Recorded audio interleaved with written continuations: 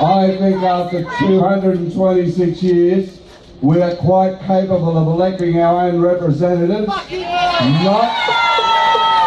to advise governments, but to direct governments on Aboriginal affairs.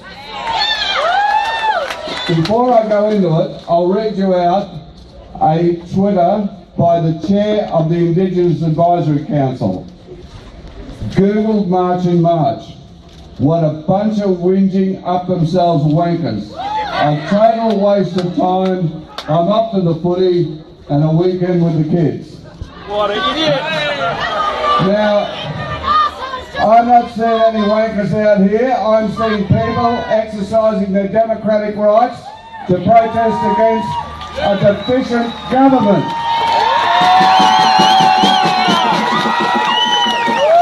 Now, the chair of this Indigenous Advisory Committee doesn't have much say over the rest of you, but he does our people. He has the ear of Abbott, and what he is talking to Tony Abbott about is not what we want.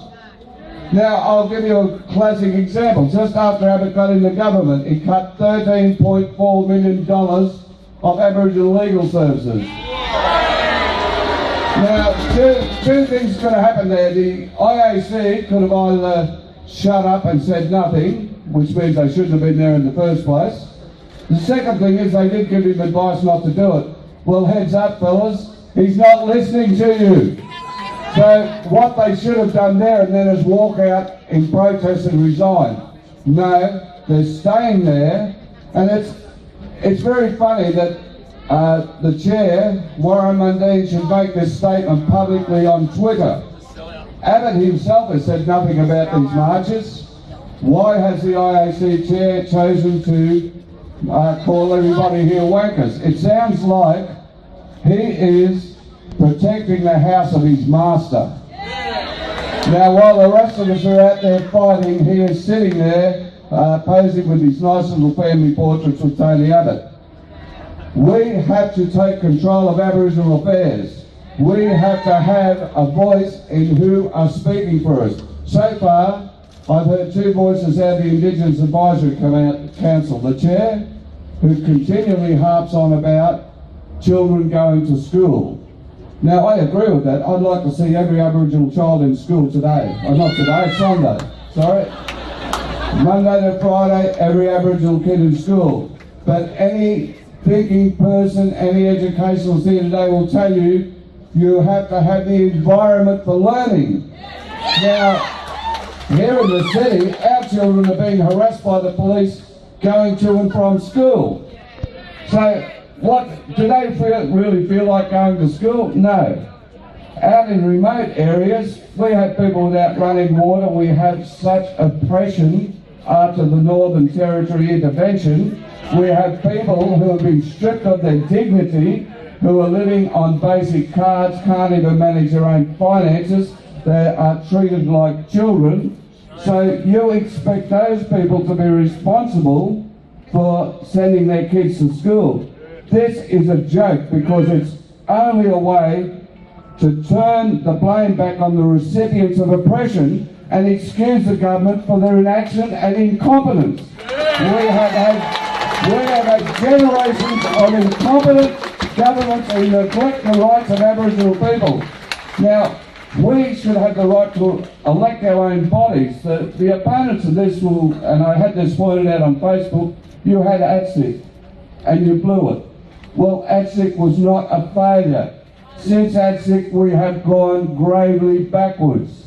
ATSIC was dismantled by the dishonest John Howard, who used his media cronies to demoralise the whole of ATSIC population via a few people who were corrupt. There was some corruption there.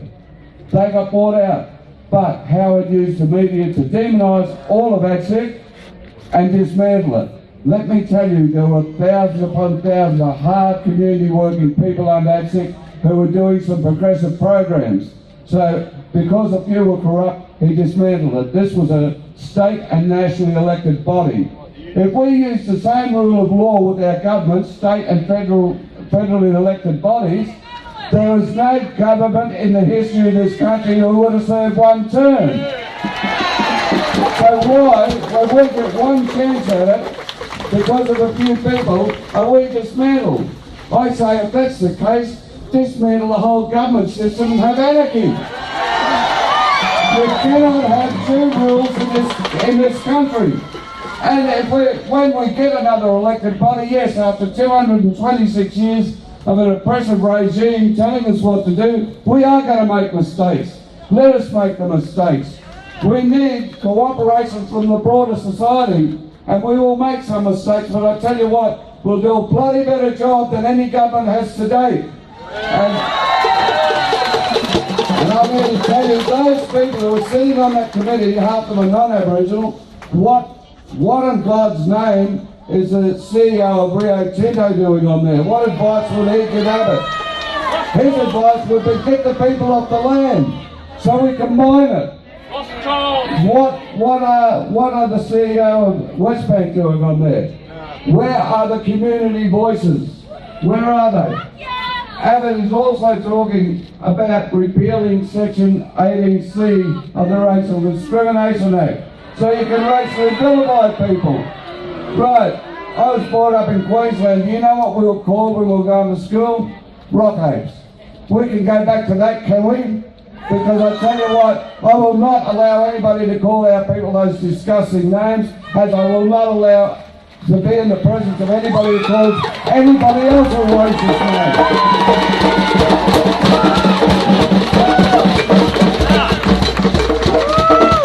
It's an absolute disgrace that we have come all this way and we have so many talented people in our communities, yet we are not allowed to elect our own people. We are not allowed to have a say. Well, I'm going to have a say. I'm here, Cheryl, my wife, we have petitions to sign to get rid of this Indigenous Advisory Committee and demand the government allow us to have our own elections, not to advise them, but to direct them. We're going to take control of this. I'm going to fight this till we get our say, and I'm demanding from this government and governments that follow, we will not tolerate this election process any longer. We are not children, we are intelligent adults who can determine our own futures, and I tell you what, we will determine our own futures.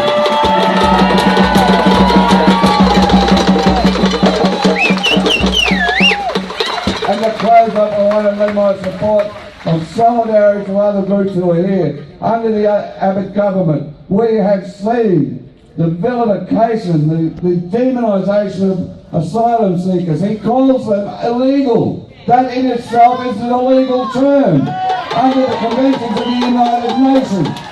How dare this man demonise people who have already suffered and suffered beyond what most of us comprehend?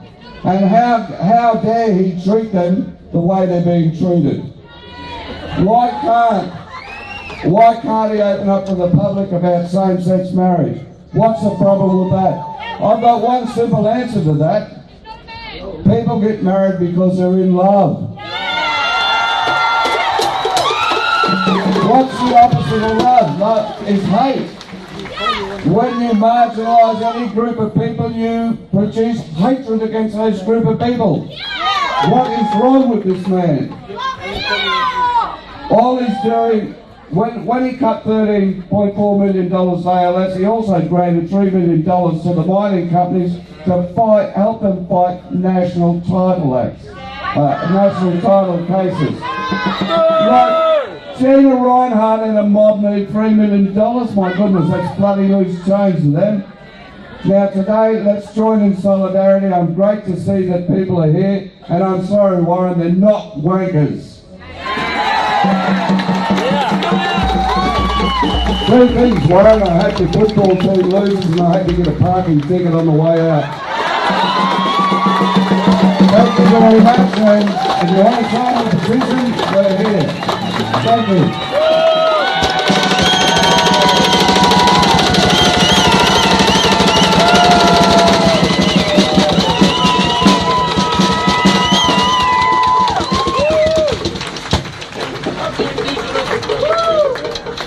Ladies and gentlemen!